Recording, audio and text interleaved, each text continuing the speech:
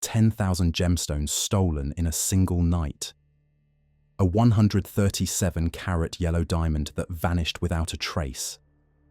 A Fabergé egg worth millions rediscovered in a Midwest scrap metal dealer's inventory in 2014.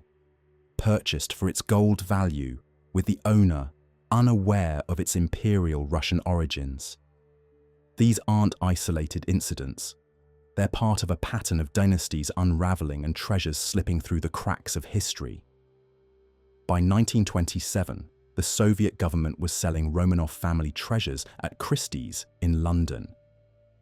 The French government auctioned most of their crown jewels in 1887 specifically to prevent any royalist revival. The Romanian national treasure, sent to Russia for safekeeping in 1916, was never returned after the Bolshevik Revolution, a diplomatic wound that remains open over a century later. Join us as we uncover the untold stories of how war, rebellion, and collapse scattered Europe's greatest royal treasures, and where they might be now. The night the French crown jewels vanished. Paris, September 1792. The revolution had already toppled the monarchy, and now a different kind of assault targeted the symbols of royal power themselves. Under cover of darkness, thieves scaled the colonnade of the Garde Meuble Royal Treasury, facing what is now the Place de la Concorde. They broke through a window and entered the chambers housing centuries of accumulated royal splendor. This daring operation spanned several nights starting September 11th. The thieves returned methodically to empty the treasury, and by the time officials discovered the breach on September 17th, approximately 10,000 gemstones worth 23 million livres had vanished. Royal treasures disappeared. The coronation crown of Louis XV, Charlemagne's legendary sword, Joyeuse, and priceless diamonds including the massive 140.5-carat Regent, the Sancy, and the heart-shaped French blue. The timing aligned perfectly with revolutionary fervor. The new government had already inventoried these treasures, viewing them as state assets and symbols of the excess they sought to eliminate. The previous year's inventory had catalogued thousands of diamonds in the royal collection. Now, the vault stood nearly empty, as if the very heart of the monarchy had been cut out. Paris officials were stunned. What disappeared represented the historical continuity of French monarchy. Each gem told a story of conquest, alliance, or extravagance. Their absence marked a profound rupture with the past, accelerating the revolutionary goal of erasing royal authority. The government mounted frantic recovery efforts, capturing several thieves and extracting confessions. The breakthrough came in 1793 when a condemned man named de Perron offered information in exchange for leniency. Following his tip, police found the magnificent Regent diamond and the pink hortensia hidden in a Paris attic, rare victories amid devastating loss. The Regent later adorned Napoleon Bonaparte's coronation sword, demonstrating how power transfers while precious objects endure. Most pieces weren't so fortunate. Historic jewels were broken apart, their stones scattered and reset, their precious metals melted down. Most intriguing was the French blue diamond's disappearance. Worn by Louis XIV, it completely vanished after the theft. In 1812, when the statute of limitations expired, a smaller blue diamond appeared in London. Experts believed it represented a portion of the original stone, recut to disguise its origins. This gem eventually became known as the Hope Diamond, now displayed at the Smithsonian. Even after recovering some pieces, the Republican government remained uncomfortable with these monarchical symbols.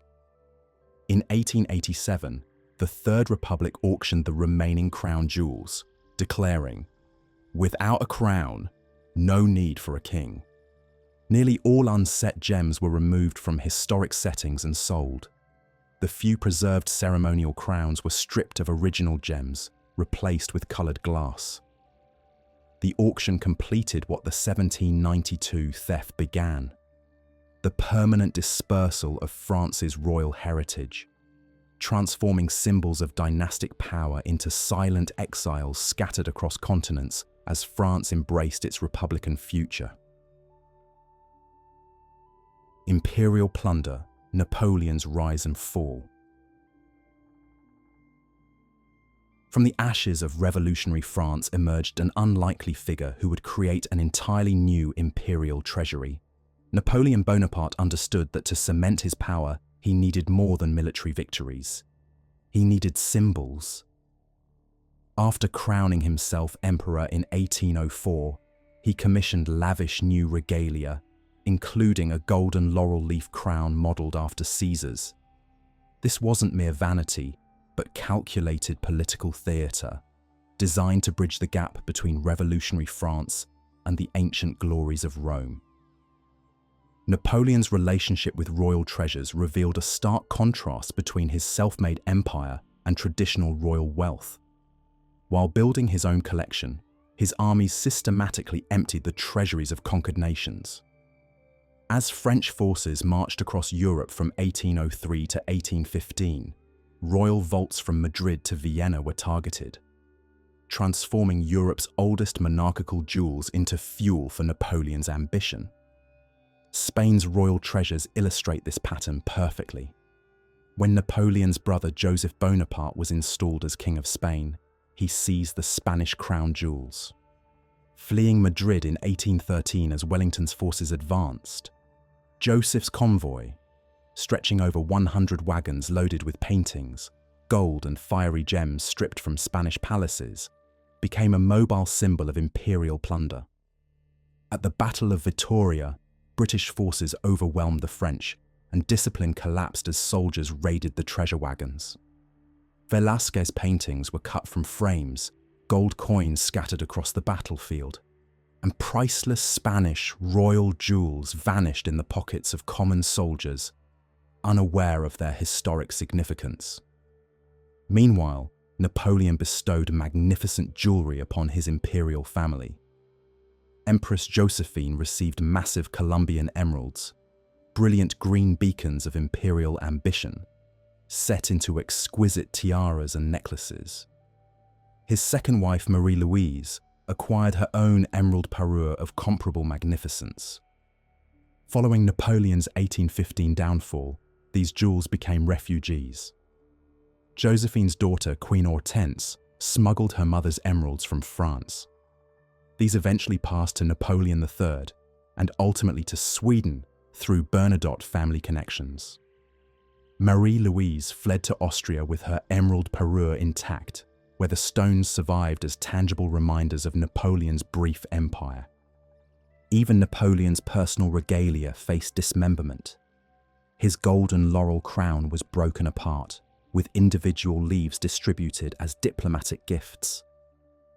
In 2017, a single gold leaf sold for €625,000, a fragment commanding an enormous price solely through its association with the fallen emperor. The Napoleonic jewels ultimately tell a story of transformation under duress. Created to establish a 1,000-year dynasty, they became scattered souvenirs of a regime that lasted barely a decade. The very treasures meant to symbolize permanent power instead outlived Napoleon's political dreams, serving as persistent reminders of imperial collapse. His jewels survived not as symbols of dynastic continuity, but as exquisite artifacts of failed ambition, traveling paths their creator never intended across the palaces and collections of Europe. The Romanovs' lost fortune. Before 1917, the Romanov dynasty possessed what historians consider the most spectacular royal jewelry collection in Europe. 3 centuries of imperial rule had filled their vaults with treasures, from the massive 189-carat Orloff diamond to Catherine the Great's glittering nuptial crown with its 4,936 diamonds. The collection included ceremonial swords, parures of matched jewelry sets, and those iconic Fabergé Easter eggs, crafted annually as gifts between imperial family members. The February 1917 revolution that toppled Tsar Nicholas II transformed these personal treasures into state property. When the Bolsheviks seized power in October, the jewels became convertible assets. Imperial excess repurposed to fund the communist state. Like fallen crowns melted down for survival. In February 1920, the Soviet government established Gokran, the state depository for valuables, to manage these confiscated treasures. By 1922, they had produced a meticulous catalogue, titled Russia's Treasure of Diamonds and Precious Stones, documenting the imperial collection in extraordinary detail. Former experts from the House of Fabergé found themselves cataloguing items for the regime that had overthrown their patrons. These craftsmen documented treasures they had often created themselves, their skilled hands now serving a government that had vilified their former employers. By 1927, Soviet authorities began systematically selling Romanov jewels to Western buyers. Russia desperately needed hard currency to address the devastating famine of 1921 and to pay Poland 30 million gold rubles mandated by the Riga Peace Treaty. That March, Christie's auction house in London held a landmark sale of 124 lots of historic Romanov jewellery. Crowds gathered to view these symbols of fallen imperial power, including Catherine's nuptial crown and jewel-encrusted ceremonial swords. The magnificent pieces that once adorned emperors now passed into the hands of dealers and collectors. A consortium of Western jewel dealers, including Armand Hammer, purchased significant portions of the collection in bulk. The Soviet government, focused on financial gain rather than preservation, allowed pieces to be broken up, with stones sold separately for their raw value. The Dowager Empress Maria Feodorovna smuggled some personal jewellery when she escaped Russia in 1919. After her death, these pieces were sold by Cartier, with diamonds and diadems finding their way to European royals and American heiresses. Fabergé imperial eggs scattered globally in the revolution's aftermath. Of the 50 eggs created for the imperial family, many now appear in museums and private collections worldwide. By 1936, 3/4 of the imperial jewels catalogued in 1925 had been sold. Some spectacular pieces remained in Russia's Diamond Fund, which exists today as a museum in the Kremlin Armory. The imperial crown of 1762, the Orlov diamond, and the Shah diamond continue to reside in Moscow, rare survivors of the wholesale liquidation. World War treasures, buried crowns and stolen gems. As World War II engulfed Europe, the continent's royal treasures faced threats unprecedented in their scale and systematic nature. While previous conflicts had witnessed opportunistic looting, the Nazi regime specifically targeted royal regalia as part of a deliberate strategy to appropriate cultural symbols and rewrite history. In 1938, following the annexation of Austria, Hitler ordered the transfer of the imperial regalia of the Holy Roman Empire from Vienna's Hofburg treasury to Nuremberg. This collection, which included the medieval crown, imperial sword, orb, and scepter, had resided in Vienna for 142 years. Their removal wasn't mere trophy-taking, but a calculated political statement. By displaying these ancient symbols in Nuremberg, a city central to Nazi mythology, Hitler attempted to position his regime as the legitimate heir to the Holy Roman Empire's legacy. The movement of royal treasures during wartime often resulted in surprising journeys. As Soviet forces approached Hungary in 1945, the Hungarian Crown Guard made an extraordinary decision regarding the Holy Crown of Saint Stephen, a 1,000-year-old symbol of Hungarian sovereignty. To prevent its capture, they sealed the crown, orb, scepter, and sword in an oil drum and submerged it in a marshland in western Austria. US Army forces later recovered these Hungarian crown jewels based on information from captured Hungarian officers. Rather than returning them to Soviet-controlled Hungary, American authorities transported the regalia to Fort Knox, Kentucky. There, alongside America's gold reserves, the crown remained for 33 years, a political hostage of Cold War tensions. This extraordinary safekeeping arrangement ended in 1978 when President Jimmy Carter returned the crown to Hungary in a Budapest ceremony that marked a diplomatic breakthrough. Today, the crown of St. Stephen resides in the Hungarian Parliament building, one of the few royal treasures to survive both World Wars and Cold War politics, with its historical integrity intact. Not all royal treasures were so fortunate. Romania's national treasure, including Queen Marie's jewels and the country's gold reserves, had been sent to Russia for safekeeping during World War I in 1916. After the Bolshevik Revolution the following year, the Soviet government refused to return these assets. Despite a century of diplomatic appeals, only a small fraction has ever been recovered. The majority remain in Russian collections, casualties of revolution as much as war. The Nazi regime's systematic plunder extended beyond state symbols to personal collections. High-ranking Nazis amassed vast quantities of stolen jewels, especially those belonging to Jewish families and aristocrats in occupied territories. Hermann Goering alone collected an estimated 2,000 looted diamonds alongside other treasures, frequently used to adorn his wife Emmy in displays of ill-gotten wealth. Even liberating forces weren't immune to the temptation presented by unguarded treasures. In 1945, Princess Sophie of Hesse had hidden dozens of emeralds, diamonds, and tiaras in a castle cellar. After American forces occupied the site, 3 officers discovered and looted the cache in what became known as the Hesse heist.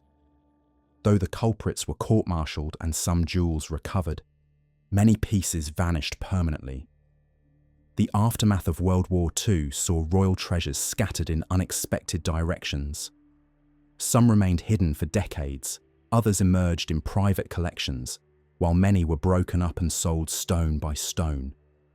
Museums across the world now display fragments of these collections, each gem a silent witness to the upheavals that transformed Europe. Perhaps most remarkable is how these objects, created to project permanence and authority, ultimately reveal the fragility of the very power structures they were meant to reinforce.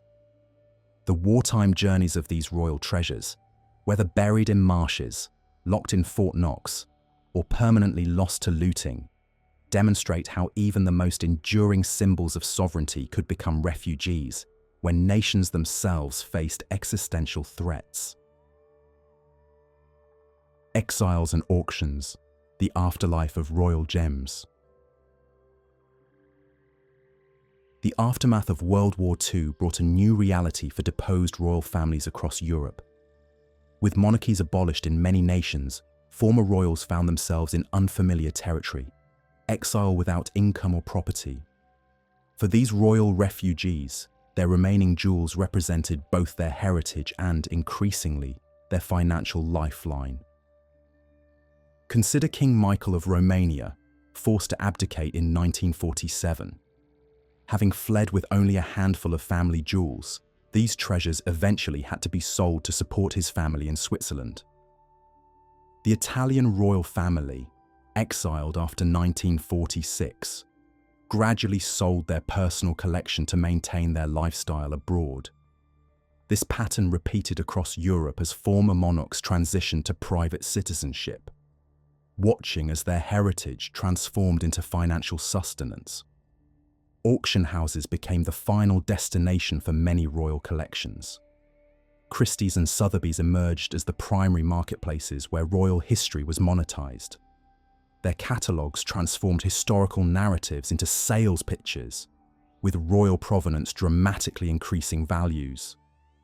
These auction houses sold stories, connections to vanished worlds, and the chance to own a piece of history.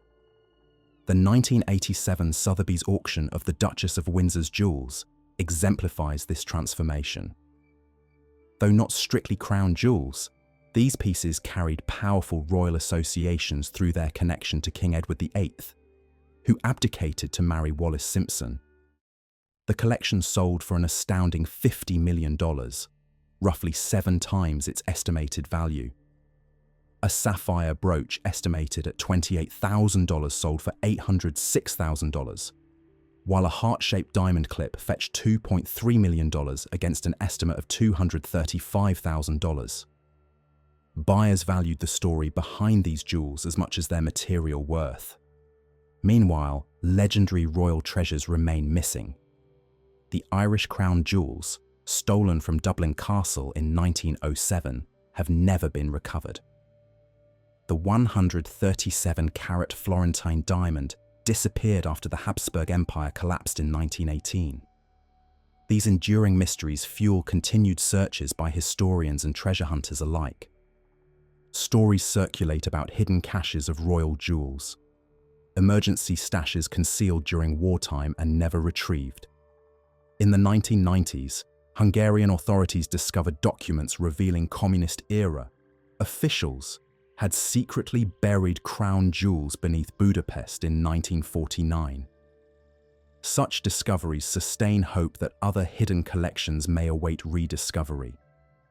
Museums have assumed the role once played by royal treasuries.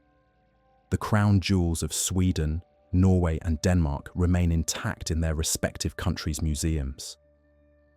The British crown jewels in the Tower of London present one of the few collections that survived both world wars largely intact. Occasionally, lost treasures dramatically reappear.